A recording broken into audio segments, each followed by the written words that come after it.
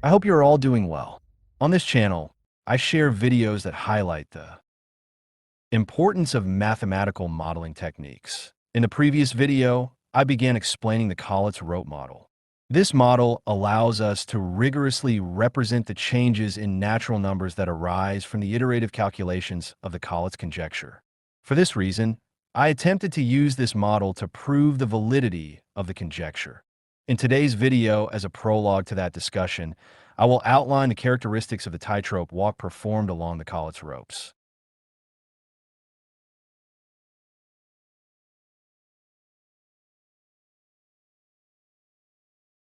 In the calculation of the Collatz conjecture, if the given natural number is odd, we calculate the value 3 times x plus 1. If it is even, we continue dividing it by 2 until an odd number appears. This sequence of calculations proceeds based on a set of natural numbers consisting of a single odd number and the even numbers obtained by repeatedly multiplying that odd number by 2. I have named this set the Collatz rope. Please refer to the previous video for the characteristics of this rope.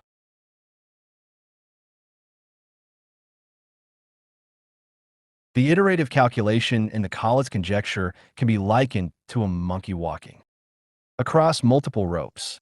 The tightrope walk along the Collatz ropes exhibits 5 distinct characteristics. Below, I will summarize each of them. Characteristic 1. The tightrope walk uses ropes whose endpoints are odd numbers. When an arbitrary natural number n0 is used as the initial value, the iterative calculation typically proceeds by walking across the Collatz ropes in sequence. For the calculation value to reach 1, it must ultimately arrive at the Collatz rope whose endpoint is the odd number 1.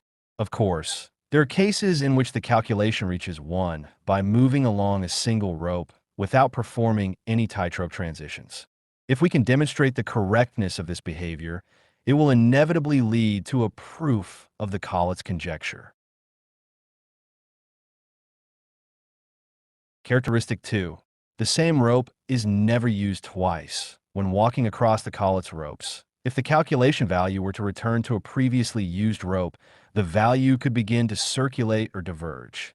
Therefore, to ensure that the calculation value reaches 1 for all natural numbers used as initial values, it is necessary to show that no rope is ever reused. I will present this proof in a later video. If the Collatz conjecture is correct, that is, if the calculation value always reaches 1, then this characteristic must hold for the tightrope formula y equal 3 times x plus 1. The same applies to the simpler case y equal x plus 1, where the calculation value also always reaches 1.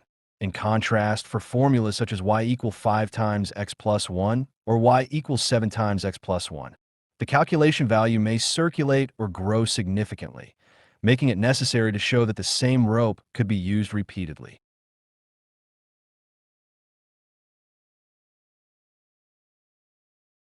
Characteristic 3.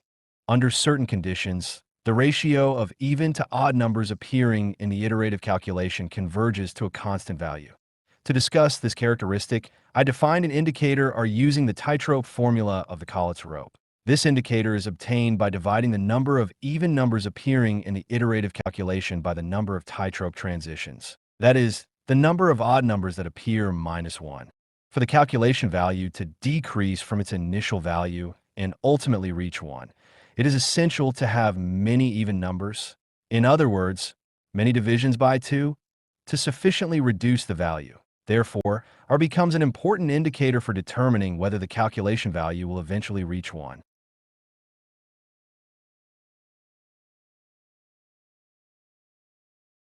Characteristic 4. The calculation value always reaches 1. For the calculation value to always reach 1, the indicator R must fall within a certain range. Based on the formula for R, I derived the corresponding criterion. As a result, I showed that all natural numbers used as initial values satisfy this criterion when the tightrope formula is y equal 3 times x plus 1 or y equal x plus 1. On the other hand, for formulas such as y equal 5 times x plus 1, there exist cases in which the corresponding criterion is not satisfied. This characteristic is explained more clearly in paper 2, which I wrote as a supplement to Paper 1. Characteristic 5. The calculation value reaches 1 along a predetermined path. Imagine a space filled with many Collatz ropes of varying lengths hanging downward. When we begin the iterative calculation according to the rules of the Collatz conjecture, there are many Collatz ropes with odd endpoints surrounding the first rope whose value matches the initial value. As stated in characteristic 2, the tightrope walk along the Collatz ropes never reuses the same rope. For this reason, regardless of which natural number is used as the initial value, the calculation proceeds by following a predetermined sequence of ropes.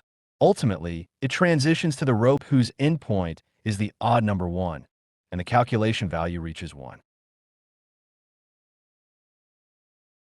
In this video, I have briefly explained the 5 characteristics of the tightrope walk using the Collatz ropes. Starting from the next video, I will discuss each of these characteristics in detail.